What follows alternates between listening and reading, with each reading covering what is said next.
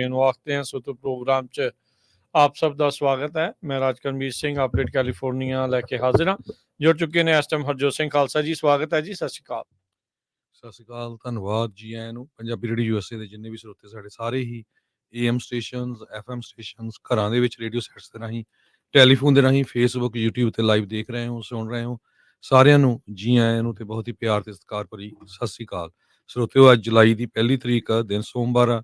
ਤੁਹਾਡੇ ਲਈ ਸ਼ਾਮ ਦਾ ਅਪਡੇਟ ਕੈਲੀਫੋਰਨੀਆ ਪ੍ਰੋਗਰਾਮ ਲੈ ਕੇ ਹਾਜ਼ਰ ਹੋਏ ਹਾਂ। ਪ੍ਰੋਗਰਾਮ ਨੂੰ ਸਪਾਂਸਰ ਕਰਦੇ ਨੇ ਖਾਲਸਾ ਇੰਸ਼ੋਰੈਂਸ ਏਜੰਸੀ, ਜਿਨ੍ਹਾਂ ਦੇ ਕੋਲੋਂ ਹਰ ਇੱਕ ਤਰੀਕੇ ਦੀ ਇੰਸ਼ੋਰੈਂਸ ਕਰਵਾ ਸਕਦੇ ਹੋ। ਇੰਸ਼ੋਰੈਂਸ ਬਾਰੇ ਪਤਾ ਕਰਨ ਲਈ call 408-272-2500। Turkiana immigration law firm, US immigration ਦਾ ਹੋਵੇ ਕਿਸੇ ਵੀ ਤਰੀਕੇ ਦਾ ਕੰਮ, call attorney J Turkiana 415-909-0503। Gurbachan Singh Nagra Sacramento, Harinder Bhin San Jose, Manjit Singh Fremont, Sarabjit Singh Kulwinder Kaur Dhoot, Surjit Singh Chahal Yuba City, Gurdev Singh Sohal Antelope, Sarabjit Singh Elko Nevada, Kamaljit Singh Makhan Daulatpuria ਮੰਟੀਕਾ, Karnail Singh Randhawa ਟਰਲੌਕ, Kuldeep Singh Sangha, ਧਰਮ ਸਿੰਘ ਸੰਘਾ ਬੇਕਰਸਫੀਲਡ। ਸਾਰਿਆਂ ਦਾ ਧੰਨਵਾਦ। ਜੇ ਤੁਸੀਂ ਵੀ ਇਸ ਪ੍ਰੋਗਰਾਮ ਨੂੰ ਸਪਾਂਸਰ ਕਰਨਾ ਚਾਹੁੰਦੇ ਹੋ, ਸੰਪਰਕ ਕਰ ਸਕਦੇ ਹੋ 408-722-7698 ਦੇ ਉੱਤੇ। ਅੱਜ ਦੀਆਂ ਖਬਰਾਂ ਵੱਲ ਚੱਲੀਏ ਤੇ ਹੀਟ ਵੇਵ ਜਿਹੜੀ ਆ ਪੂਰੀ ਤਰ੍ਹਾਂ ਕੈਲੀਫੋਰਨੀਆ ਦੇ ਵਿੱਚ, ਖਾਸ ਕਰਕੇ ਨਾਰਦਰਨ ਕੈਲੀਫੋਰਨੀਆ ਦੇ ਵਿੱਚ ਸ਼ੁਰੂ ਹੋ ਚੁੱਕੀ ਹੈਗੀ ਆ। ਬਹੁਤ ਸਾਰੇ ਕੈਲੀਫੋਰਨੀਆ ਦੇ ਜਿਹੜੇ ਸ਼ਹਿਰ ਆ ਉੱਥੇ 100 ਡਿਗਰੀ ਪਲੱਸ ਜਿਹੜਾ ਅੱਜ ਟੈਂਪਰੇਚਰ ਗਿਆ ਹੈਗਾ। ਮੈਟਰੋਲੋਜਿਸਟ ਤਮਾਰਾ ਬਰਗ ਉਹਨਾਂ ਨੇ ਇਹ ਕਿਹਾ ਆ ਵੀ ਪੂਰਾ ਹਫਤਾ ਇਹ ਜੋ ਹੀਟ ਆ ਉਹ ਵੱਧਦੀ ਰਹੇਗੀ। ਨਾਰਥ ਵਿੰਡਸ 10 ਤੋਂ ਲੈ ਕੇ 20 ਮਾਈਲ ਤੇ ਗਸਟ ਜੋ 30 ਮੀਲ ਪਰ ਆਵਰ ਦੇ ਹਿਸਾਬ ਨਾਲ ਚੱਲਣਗੀਆਂ। ਹਿਊਮਿਡਿਟੀ ਜਿਹੜੀ ਆ ਉਹ 5 ਤੋਂ 15% ਤੱਕ ਹੈਗੀ ਆ। 7 ਦਿਨਾਂ ਦਾ ਜੇ ਫੋਰਕਾਸਟ ਦੱਸਦੇ ਜਾਈਏ ਸੈਕਰਾਮੈਂਟੋ ਏਰੀਆ ਦਾ, ਜੇ ਮੈਂ ਦੱਸਦਾ ਜਾਵਾਂ ਜੀ 103 ਡਿਗਰੀ ਤੋਂ ਲੈ ਕੇ 110-11 ਡਿਗਰੀ ਤੱਕ ਜਿਹੜਾ ਟੈਂਪਰੇਚਰ ਆ ਉਹ ਇਸ ਸ਼ਨੀਚਰਵਾਰ ਤੱਕ ਪਹੁੰਚ ਜਾਣਾ ਹੈਗਾ ਆ। ਸੋ ਪੂਰਾ ਹਫਤਾ ਨੈਸ਼ਨਲ ਵੈਦਰ ਸਰਵਿਸ ਨੇ ਰੈੱਡ ਫਲੈਗ ਵਾਰਨਿੰਗ ਇਸ਼ੂ ਕੀਤੀ ਹੋਈ ਹੈਗੀ ਆ ਤੇ ਅੱਗ ਲੱਗਣ ਦੇ ਬੜੇ ਚਾਂਸ ਹੈਗੇ ਆ। ਡੇਜ਼ ਆਫ ਐਕਸਟ੍ਰੀਮ ਹੀਟ ਆ ਸੈਕਰਾਮੈਂਟੋ ਰੀਜਨਲ ਟ੍ਰਾਂਜ਼ਿਟ ਅਥਾਰਟੀ ਆ ਜੋ ਇਹ ਦੱਸ ਰਹੀ ਹੈਗੀ। ਬਿਲਕੁਲ, ਇਕੱਲਾ ਸੈਕਰਾਮੈਂਟੋ ਨਹੀਂ, ਇਸ ਦੇ ਨਾਲ ਨਾਲ ਪੂਰੀ ਵੈਲੀ ਦੇ ਵਿੱਚ, ਤਕਰੀਬਨ ਪੂਰੇ ਹੀ ਕੈਲੀਫੋਰਨੀਆ ਦੇ ਵਿੱਚ ਇਹ ਹਾਲਾਤ ਬਣੇ ਪਏ ਨੇ। ਤੇ ਕਹਿੰਦੇ ਵੀ ਹੈਲਥ ਨੂੰ ਵੀ ਡੇਂਜਰ ਇਸ ਅੱਤ ਦੀ ਗਰਮੀ ਦੇ ਨਾਲ ਹੋ ਸਕਦਾ ਹੈ। ਵਾਈਲਡ ਫਾਇਰ ਦਾ ਖਤਰਾ ਤਾਂ ਵਧਿਆ ਆ। ਉਧਰ PG&E ਨੇ ਇਹ ਵੀ ਦੱਸਿਆ ਨਾਰਦਰਨ ਕੈਲੀਫੋਰਨੀਆ ਦੇ ਵਿੱਚ ਕੱਲ ਨੂੰ 12,000 ਕਸਟਮਰਸ ਦੀ ਬਿਜਲੀ ਜਿਹੜੀ ਉਹ ਸ਼ਟ ਆਫ ਕੀਤੀ ਜਾ ਸਕਦੀ ਹੈਗੀ ਆ। ਬਿਊਟ ਕਾਉਂਟੀ ਦੇ ਕੁਝ ਹਿੱਸਿਆਂ ਦੇ ਵਿੱਚ ਉਹਨਾਂ ਨੇ ਜਿਹੜਾ ਉਹ ਦੱਸਿਆ। PG&E ਨੇ ਵੀ ਦੱਸਿਆ ਵੀ ਇਹਤਿਆਤੀ ਤੌਰ ਦੇ ਉੱਤੇ ਜਿਹੜੀ ਬਿਜਲੀ ਆ ਉਹ ਕਲੂਸਾ, ਗਲੈਨ, ਲੇਕ, ਨਾਪਾ, ਸ਼ਾਸਤਾ, ਸੋਲਾਨੋ, ਟੇਹਾਮਾ ਤੇ ਯੋਲੋ ਕਾਉਂਟੀਜ਼ ਦੇ ਵਿੱਚ ਵੀ ਬਿਜਲੀ ਜਾ ਸਕਦੀ ਆ। 12,000 ਕਸਟਮਰਸ ਇਹਨਾਂ 9 ਕਾਉਂਟੀਜ਼ ਦੇ ਵਿੱਚ ਕਹਿੰਦੇ ਸ਼ਟ ਆਫ ਤੋਂ ਅਫੈਕਟਡ ਹੋਣਗੇ। ਸ਼ਾਸਤਾ ਕਾਉਂਟੀ ਦੇ ਵਿੱਚ ਜਿਹੜੇ ਕਸਟਮਰਸ ਮੋਸਟਲੀ ਹੋਣਗੇ ਜਿਨ੍ਹਾਂ ਦੀ ਬਿਜਲੀ ਗੁੱਲ ਹੋਣੀ ਆ। 9,000 ਜਿਹੜਾ ਕਸਟਮਰ ਆ PG&E ਦਾ, ਉਸ ਇਕੱਲਾ ਸ਼ਾਸਤਾ ਕਾਉਂਟੀ 'ਚ ਬਿਜਲੀ ਤੋਂ ਬਗੈਰ ਰਹੇਗਾ। ਕਲੂਸਾ 'ਚ 500 ਤੇ 1900 ਜਿਹੜੇ ਆ ਟੇਹਾਮਾ ਕਾਉਂਟੀ ਦੇ ਵਿੱਚ, ਯੋਲੋ ਦੇ ਵਿੱਚ 200 ਤੇ ਲੇਕ, ਨਾਪਾ, ਸੋਲਾਨੋ ਦੇ ਵਿੱਚ ਵੀ ਜਿਹੜੇ ਆ 100 ਕਸਟਮਰਸ ਦੀ ਬਿਜਲੀ ਜਾ ਸਕਦੀ ਆ। PSPS ਕਹਿੰਦੇ ਵੀ ਜਨਰਲੀ ਇਫੈਕਟ ਕਰਦੇ ਉਹਨਾਂ ਕਾਉਂਟੀਜ਼, ਕੁਝ ਇਲਾਕੇ ਕਾਉਂਟੀਜ਼ ਦੇ ਵਿੱਚ, ਸਾਰੀ ਕਾਉਂਟੀ ਨੂੰ ਨਹੀਂ, ਜਿੱਥੇ ਇਹਨਾਂ ਨੂੰ ਅੱਗ ਲੱਗਣ ਦਾ ਖਤਰਾ ਜਿਹੜਾ ਆ ਉਹ ਲੱਗਦਾ ਆ ਵੀ ਇਹਨਾਂ ਦੇ ਉਪਕਰਨਾਂ ਕਰਕੇ ਇੱਥੇ ਅੱਗ ਲੱਗ ਸਕਦੀ ਆ। ਸੋ ਜੇ ਤੁਹਾਡੇ ਇਲਾਕੇ ਦੇ ਵਿੱਚ ਤੁਹਾਡੀ ਕਾਉਂਟੀ ਦਾ ਨਾਂ ਲਿਆ, ਮੇਕ ਸ਼ੋਰ ਕਰੋ ਵੀ ਤੁਸੀਂ ਆਪਣਾ ਕੱਲ੍ਹ ਵਾਸਤੇ ਪ੍ਰਬੰਧ ਕਰਕੇ ਰੱਖੋ ਜੇ ਬਿਜਲੀ ਤੁਹਾਡੇ ਜਿਹੜੀ ਉਹ ਜਾ ਸਕਦੀ ਹੈਗੀ ਆ। ਉੱਦਾਂ ਉਹਨਾਂ ਨੇ ਕਿਹਾ ਆ ਵੀ ADA accessible restroom, device charging, wifi, blanket, air conditioning, water ਤੇ ਸਨੈਕਸ ਦੇ ਨਾਲ ਜਿਹੜੇ ਕੂਲਿੰਗ ਸੈਂਟਰਸ ਆ ਉਹ ਵੀ ਜਿਹੜੇ ਕਮਿਊਨਿਟੀ ਰਿਸੋਰਸ ਸੈਂਟਰਸ ਆ ਉਹ ਇਹਨਾਂ ਕਾਉਂਟੀਜ਼ ਦੇ ਵਿੱਚ ਬਣਾਏ ਗਏ ਹੈਗੇ ਆ। ਉਹਨਾਂ ਲੋਕਾਂ ਦੇ ਲਈ ਸਭ ਤੋਂ ਜ਼ਿਆਦਾ ਔਖਿਆਈ ਆਉਂਦੀ ਆ ਜਿਨ੍ਹਾਂ ਦੇ ਮੈਡੀਕਲ ਉਪਕਰਨ ਬਿਜਲੀ ਦੇ ਨਾਲ ਚੱਲਦੇ ਆ, ਤੇ ਜੇ ਉਹ ਬਿਜਲੀ ਗੁੱਲ ਹੋ ਜੇ ਤਾਂ ਫਿਰ ਕੀ ਕਰਨਾ ਆ। ਇੰਨੀ ਭਾਰੀ ਗਰਮੀ ਦੇ ਵਿੱਚ ਬਿਜਲੀ ਦੀ ਜਿਹੜੀ ਖਪਤ ਆ, ਬਿਜਲੀ ਦੀ ਜਿਹੜੀ ਮੰਗ ਆ ਉਹ ਬਹੁਤ ਜ਼ਿਆਦਾ ਵੱਧ ਜਾਂਦੀ ਆ। ਹੁਣ ਤੁਸੀਂ ਇਹ ਹਿਸਾਬ ਲਾਓ ਵੀ ਆਉਂਦੇ ਸਾਲਾਂ ਦੇ ਵਿੱਚ ਕੈਲੀਫੋਰਨੀਆ ਵਿੱਚ ਬਿਜਲੀ ਤੇ ਹੀ ਸਭ ਕੁਝ ਚੱਲਣ ਨੂੰ ਤਰਜੀਹ ਜਿਹੜੀ ਉਹ ਦਿੱਤੀ ਜਾ ਰਹੀ ਆ। ਤੇ ਫਿਰ ਬਾਅਦ ਦੇ ਵਿੱਚ ਇਹਨਾਂ ਦੇ ਦੁਆਰਾ ਇਹ ਖਾਸ ਹਦਾਇਤਾਂ ਦਿੱਤੀਆਂ ਜਾਂਦੀਆਂ ਵੀ ਬਿਜਲੀ ਘੱਟ ਤੋਂ ਘੱਟ ਵਰਤੀ ਜਿਹੜੀ ਉਹ ਜਾਵੇ, ਤਾਂ ਜੋ ਗ੍ਰਿਡ ਦੇ ਉੱਤੇ ਭਾਰ ਨਾ ਪਵੇ। ਸੋ ਆਪਣੇ ਆਪ ਨੂੰ ਤਿਆਰ ਰੱਖਣਾ ਚਾਹੀਦਾ ਆ ਬਿਜਲੀ ਗੁੱਲ ਹੋਣ ਦੀ ਸੰਭਾਵਨਾ ਲਈ। ਜੀ। ਅਗਲੀ ਖਬਰ ਪ੍ਰੋਪੋਜੀਸ਼ਨ 47 ਨੂੰ ਲੈ ਕੇ ਆ। ਬਿਹਾਈਂਡ ਦ ਡੋਰ ਕੈਲੀਫੋਰਨੀਆ ਦੇ ਜਿਹੜੇ ਡੈਮੋਕ੍ਰੇਟਸ ਆ, ਉਹਨਾਂ ਨੇ ਇਹ ਕਿਹਾ ਆ ਵੀ ਅਸੀਂ ਇਸ ਬੈਲਟ ਮੈਜਰ ਨੂੰ ਅੱਗੇ ਲੈ ਕੇ ਆਵਾਂਗੇ ਤਾਂ ਕਿ ਜਿਹੜਾ ਰੀਟੇਲ ਥੈਫਟ ਆ ਉਸ ਨੂੰ ਟਾਰਗੇਟ ਕੀਤਾ ਜਾ ਸਕੇ। ਕੈਲੀਫੋਰਨੀਆ ਦੇ ਗਵਰਨਰ ਗੈਬਨ ਨਿਊਸਮ ਹੁਣੀ ਪੂਰੀ ਕੋਸ਼ਿਸ਼ ਕੀਤੀ ਆ ਵੀ ਇਸ ਬਿੱਲ ਨੂੰ ਨਾ ਬੈਲਟ ਦੇ ਉੱਤੇ ਲੈ ਕੇ ਆਂਦਾ ਜਾਵੇ, ਪਰ ਜਦੋਂ ਉਹਨਾਂ ਦੀ ਹੀ ਪਾਰਟੀ ਦੇ ਬਹੁਤ ਸਾਰੇ ਮੈਂਬਰਾਂ ਨੇ ਕਾਫੀ ਜ਼ਿਆਦਾ ਜਿਹੜਾ ਆ ਰੌਲਾ ਪਾਇਆ ਵੀ ਨਹੀਂ, ਇਹ ਜਿਹੜੇ ਫੈਲਨੀ ਚਾਰजेस ਲੱਗਣੇ ਚਾਹੀਦੇ ਆ, ਜਿਹੜੇ 3 ਵਾਰ ਚੋਰੀ ਦੇ ਵਿੱਚ ਫੜ ਹੁੰਦੇ ਹੈਗੇ ਆ ਵਿਦਿਨ 3 ਈਅਰ ਦੇ ਵਿੱਚ, ਤੇ ਨਹੀਂ ਤਾਂ ਜਿਹੜਾ ਕ੍ਰਾਈਮ ਆ ਇਹਨੂੰ ਕੰਟਰੋਲ ਕਰਨਾ ਬਹੁਤ ਔਖਾ ਆ। ਕਈ ਡਿਸਟ੍ਰਿਕਟ ਅਟਾਰਨੀਜ਼, ਬਿਜ਼ਨਸ ਓਨਰਸ, ਉਹ ਇਹਦੇ ਉੱਤੇ ਪੂਰਾ ਜ਼ੋਰ ਪਾ ਰਹੇ ਹੈਗੇ ਆ। ਸੋ ਹੋਪਫੁਲੀ ਕਹਿੰਦੇ ਵੀ ਜਿਹੜਾ ਇਹ ਬੈਲਟ ਆ ਹੁਣ ਬੈਲਟ ਦੇ ਉੱਤੇ ਆ ਜਾਊਗਾ ਨਵੰਬਰ ਦੇ ਵਿੱਚ ਜਦੋਂ ਇਲੈਕਸ਼ਨ ਹੋਣੀ ਆ ਪ੍ਰੋਪੋਜੀਸ਼ਨ 47 ਦਾ।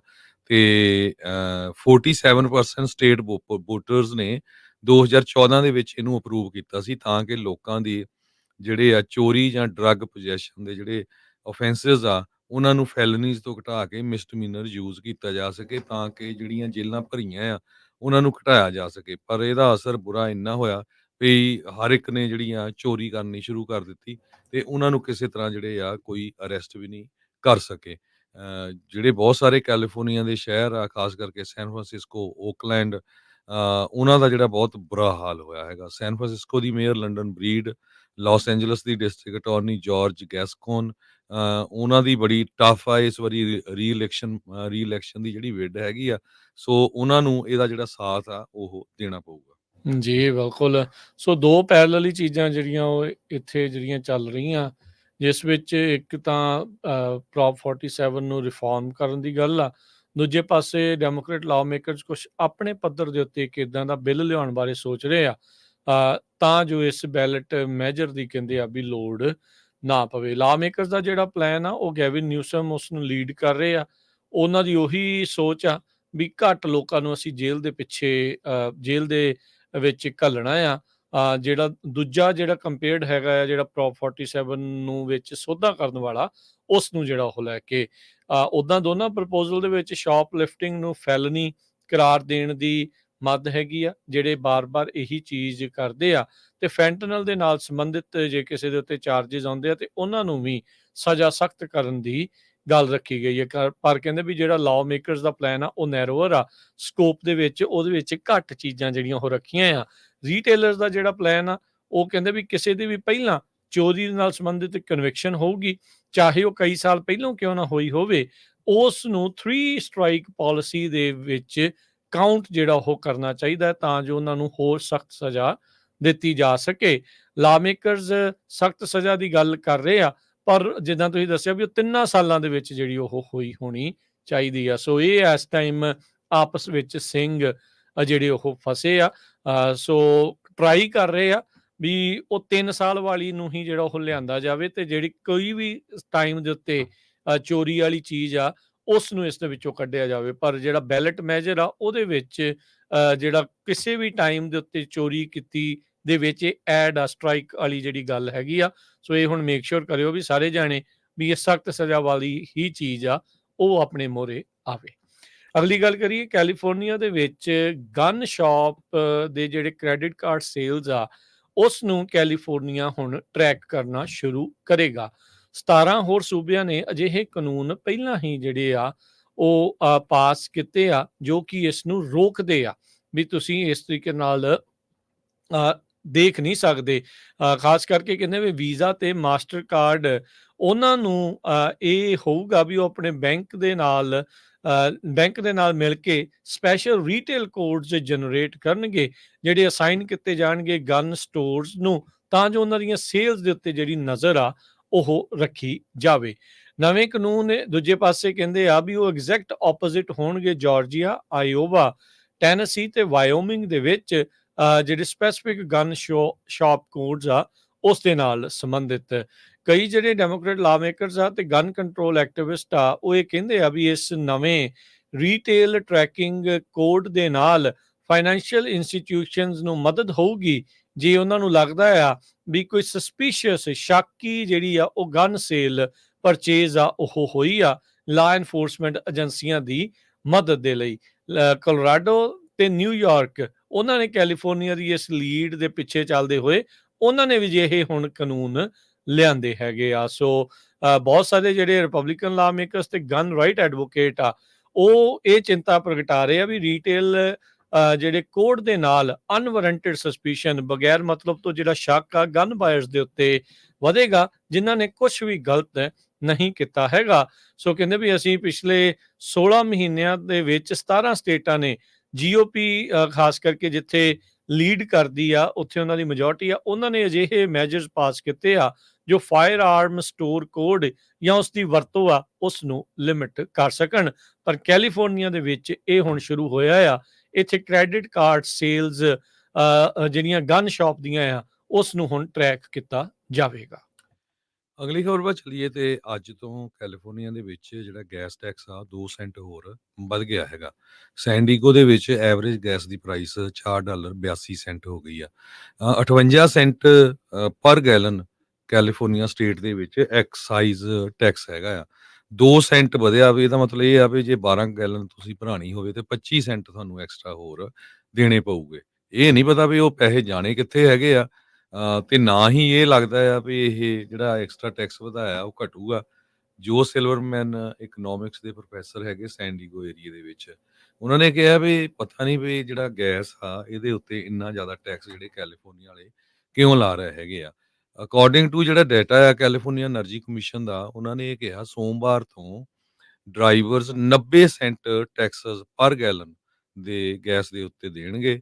60 ਸੈਂਟ ਸਟੇਟ ਐਕਸਾਈਜ਼ ਦਾ ਟੈਕਸ ਆ, 18 ਸੈਂਟ ਫੈਡਰਲ ਐਕਸਾਈਜ਼ ਦਾ, 10 ਸੈਂਟ ਸਟੇਟ ਤੇ local sales taxes, 2 cent state underground storage tank fee. So ਇਹ ਟੋਟਲ ਹੁਣ 90 ਸੈਂਟ ਇੱਕ ਗੈਲਨ ਦੇ ਉੱਤੇ ਟੈਕਸ ਆਪਾਂ ਜਿਹੜੇ ਕੈਲੀਫੋਰਨੀਆ 'ਚ ਰਹਿਣ ਵਾਲੇ ਆ ਉਹ ਪੇ ਕਰ ਰਹੇ ਹੈਗੇ ਆ। ਦੂਸਰੇ ਪਾਸੇ ਜਦੋਂ ਰਿਪਬਲਿਕਨ ਪਾਰਟੀ ਦੇ ਜਿਹੜੇ ਹੈਗੇ ਆ ਪੋਲੀਟੀਸ਼ੀਅਨਸ ਉਹਨਾਂ ਨੂੰ ਪੁੱਛਿਆ ਗਿਆ ਉਹ ਕਹਿੰਦੇ ਵੀ ਸਾਨੂੰ ਇਹਦੇ ਵਿੱਚ ਉਹਨਾਂ ਨੇ ਕੋਈ ਸਲਾਹ ਲੈਣ ਦੀ ਕੋਈ ਗੱਲਬਾਤ ਨਹੀਂ ਕੀਤੀ ਹੈਗੀ। ਸੋ ਜਿਹੜੀ ਸਿਚੁਏਸ਼ਨ ਆ ਕੈਲੀਫੋਰਨੀਆ ਦੇ ਵਿੱਚ ਜਿਹੜਾ ਗੈਸ ਆ ਇਹ ਲੱਗਦਾ ਹੀ ਆ ਵੀ ਪੂਰੇ ਅਮਰੀਕਾ ਦੇ ਵਿੱਚ ਸਾਰਿਆਂ ਨਾਲੋਂ ਮਹਿੰਗਾ ਰਹਿਣਾ ਹੀ ਆ। ਜੀ ਬਿਲਕੁਲ।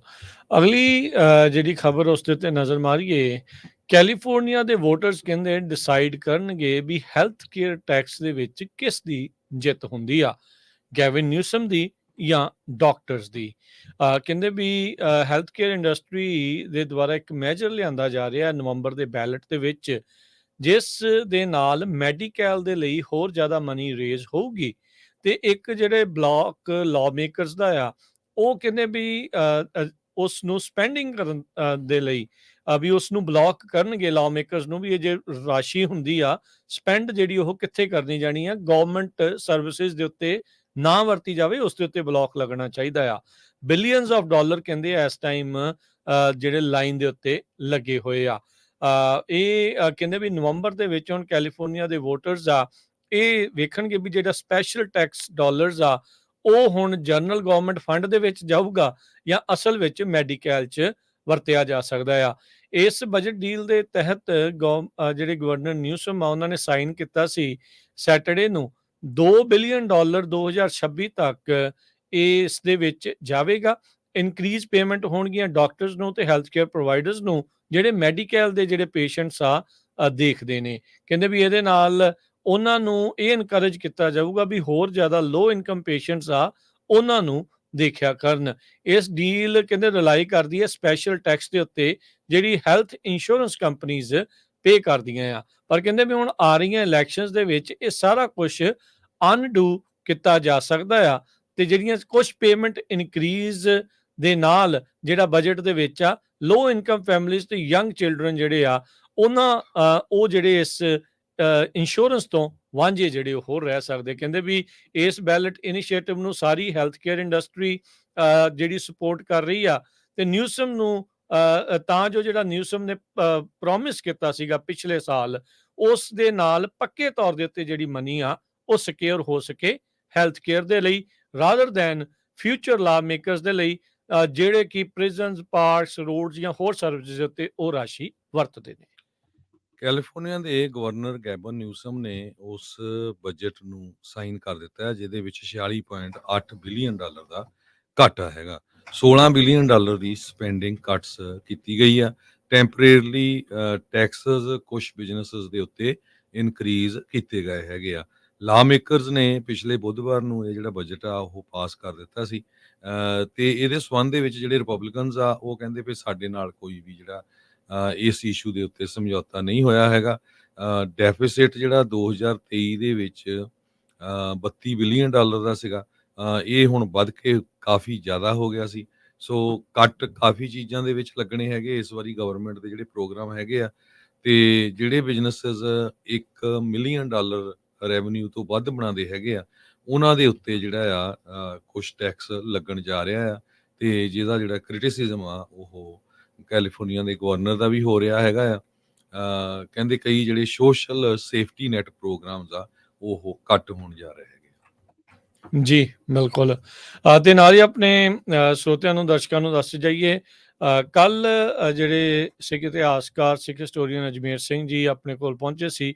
ਉਹਨਾਂ ਦਾ ਜਿਹੜਾ ਸੈਮੀਨਾਰ ਆ ਪੰਜਾਬੀ ਰੇਡੀਓ USA ਦੀ YouTube ਦੇ ਉੱਤੇ ਪਾ ਦਿੱਤਾ ਗਿਆ ਆ। ਸੋ ਤੁਸੀਂ ਉੱਥੇ ਉਸ ਨੂੰ ਦੇਖਣਾ, ਸੁਣਨਾ ਜਿਹੜਾ ਉਹ ਨਾ ਭੁੱਲਿਓ। ਅੱਜ ਉਹਨਾਂ ਦੀ ਜਿਹੜੀ ਸੀਗੀ ਭਾਸ਼ਣ, ਉਸ ਨੂੰ 3 ਤੋਂ 4 ਵਜੇ ਵਾਲੇ ਪ੍ਰੋਗਰਾਮ ਦੇ ਵਿੱਚ ਵੀ ਤੁਹਾਡੇ ਸਾਰਿਆਂ ਦੇ ਨਾਲ ਉਸ ਦੀ ਸਾਂਝ ਜਿਹੜੀ ਉਹ ਪਾਈ ਗਈ ਸੀਗੀ। ਸੋ ਉਹ ਦੇਖਣਾ ਜਿਹੜਾ ਉਹ ਬਿਲਕੁਲ ਵੀ ਨਾ ਭੁੱਲਿਓ। ਤੇ ਹਰਜੋਤ ਸਿੰਘ ਜੀ, ਸਮਾਂ ਆਪਣੇ ਪ੍ਰੋਗਰਾਮ ਦਾ ਜਿਹੜਾ ਉਹ ਸਮਾਪਤੀ ਵੱਲ ਆ।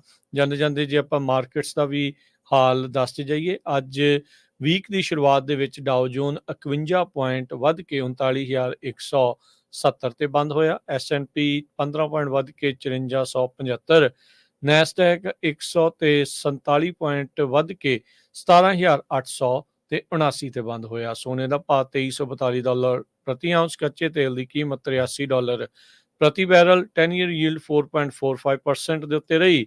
ਕ੍ਰਿਪਟੋ ਕਰੰਸੀ 'ਚ ਬਿਟਕੋਇਨ 62,876, ਇਥੀਰੀਅਮ 3400 ਤੇ $41 ਦੇ ਬਰਾਬਰ ਚੱਲ ਰਿਹਾ ਆ।